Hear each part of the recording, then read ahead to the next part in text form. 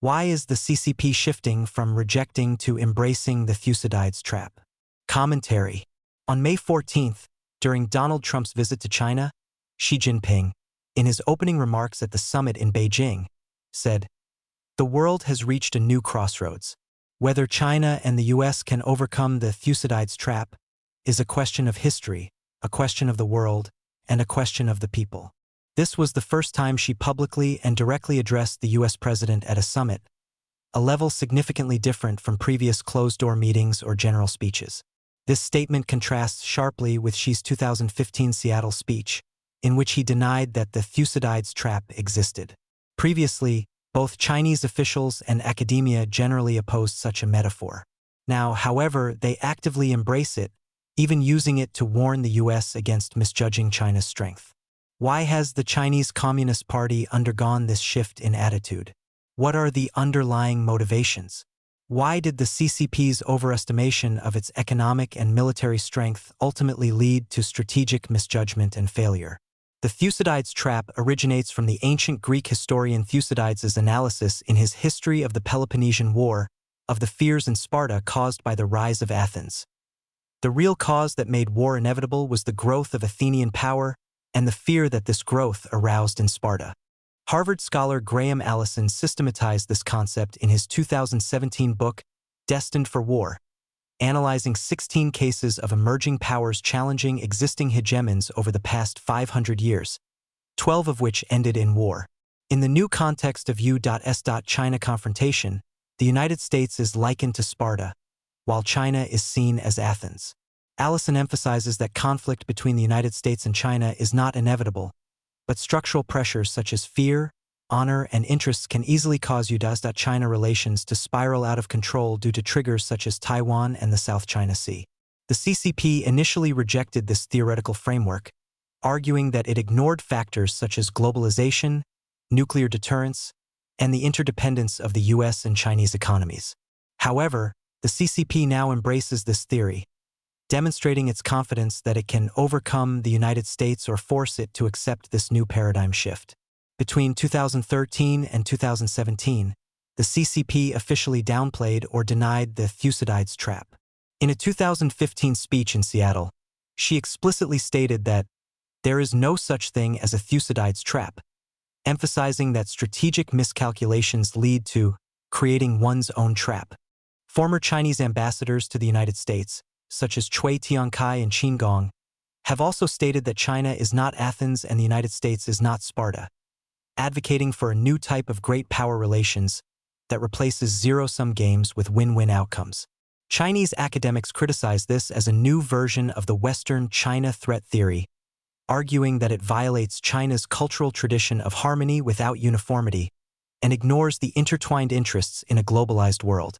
The fundamental reason for the CCP's views a decade ago lay in its perception of China's strength at the time. In 1980, China's GDP was only 10% of the United States. By 2026, although China would have become the world's largest manufacturing country, it would still be in a catching-up stage militarily, lagging behind the US in aircraft carriers, nuclear submarines, and missile numbers. At that time, embracing the Thucydides trap metaphor would have solidified the China threat theory, hindering the CCP's peaceful rise and Belt and Road Initiative diplomatic strategies, and provoking stronger US containment. Therefore, the CCP's rejection of the metaphor back then was merely a low-strategy posture under pressure, aimed at keeping a low profile and securing a window of opportunity for development. Now, the CCP has begun to embrace the Thucydides trap metaphor, and its public mention at the 2026 Trump-Xi meeting marks the completion of this shift. The fundamental driving force behind this shift and the CCP's increased confidence seems to stem from two perceptions within and outside the CCP.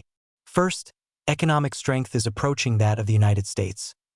China's manufacturing output is already twice that of the United States. Its GDP at purchasing power parity is the world's largest, and its domestic circulation and supply chain resilience have significantly improved. The CCP believes it has the material foundation for a rising East and declining West scenario and no longer needs to deny its rise.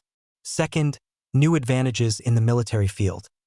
The expansion of China's naval and air forces, especially drones and artificial intelligence, could become game-changing asymmetric tools. China has already made progress in drone swarms, and the CCP also hopes to use AI to leverage its data scale and military-civilian integration strategy to rapidly apply them to military command, control, communications, simulation, and autonomous combat capabilities. The predicament of the United States in the Iran war, along with Iran's unexpected resilience and even an effective counterattack, has also greatly boosted the CCP's confidence. The CCP authorities clearly believe they have seized a historical opportunity in the once-in-a-century transformation. Therefore, they have begun to actively use the metaphor of a trap to confine and belittle the United States. If the United States does not accept China's rise, it may create its own trap. Thus, the CCP has shifted from a low-strategy posture of weakness to a high-strategy posture of strength, intending to compel the United States to exercise strategic restraint. However, can drones and AI truly become China's military advantage? The answer is no. China's embrace of the Thucydides trap is based on technological confidence, but a realistic analysis shows that the CCP is actually overconfident. Regarding drones, China indeed leads in both quantity and low-cost swarms, as demonstrated by its first-person view unmanned combat aerial vehicles in the Ukrainian theater. However, drone technology is not particularly advanced. Can be modified using commercially available parts. The U.S. military has accelerated its countermeasures. Directed energy weapons, electronic warfare systems, and AI-assisted anti-drone networks are already in the deployment phase. The U.S. Navy is vigorously developing its domestic drone swarms, and the decoupling of its supply chain from China is proceeding simultaneously. Once the U.S. military-industrial complex fully shifts its focus, its technological research and development and high-end manufacturing capabilities can quickly catch up. More importantly, the United States holds an absolute lead in the development of anti-drone systems. China's production capacity advantage will face diminishing marginal returns in the face of precision defense technologies. China's advantage is a temporary quantitative advantage, not an insurmountable technological barrier. Once the United States achieves large-scale production, its countermeasure capabilities will quickly surpass China's.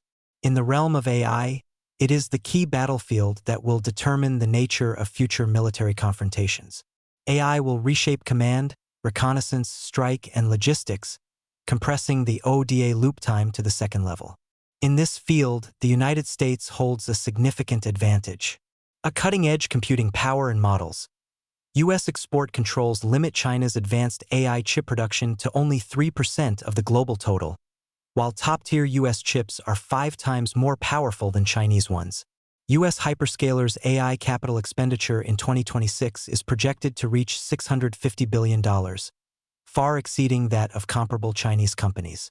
Cutting-edge models from OpenAI, Anthropic, and others remain several months to a year ahead of China. The innovation ecosystem. The United States' open private sector, university, and military collaboration far surpasses China's data advantage. While its national system appears massive, its innovation capabilities are limited. Global alliances. The United States has the Five Eyes Alliance, AUKUS, and Quad to share AI military applications, while China is relatively isolated. While China leads in AI industrial deployment and data scale, the proliferation speed of military AI cannot bridge the gap at the forefront. The CCP mistakenly believes that quantitative change can quickly lead to qualitative change, ignoring the structural advantages of the United States in semiconductors, talent, and an open ecosystem, thus making an overly optimistic assessment. In short, Beijing's shift from rejecting to embracing the Thucydides trap is essentially a result of a change in its perception of power from weak and low-key to strong and confident. However, this shift is based on an overestimation of the short-term advantages of drones and the long-term potential of AI. Drones are easily countered, and the United States still firmly holds the dominant position in the AI race. The CCP has miscalculated. In the contest between Sparta and Athens, Athens will not win this time. Historically, Athens ultimately lost to Sparta. If the United States and China both fall into the trap today, the United States will still be the one to escape. With its technological, institutional, and allied advantages, the United States is more likely to force China to strategically restrain itself or pay a higher price. Beijing should return to its earlier pragmatic approach of avoiding strategic miscalculations, rather than using the metaphor of a trap to mask its internal challenges, including loss of legitimacy, aging population, human rights disasters, mounting debt, economic collapse, and technological blockade. While it's possible for China and the United States to transcend zero-sum thinking and perhaps cross the trap, the inevitable demise of global communism remains a persistent nightmare for the CCP rulers.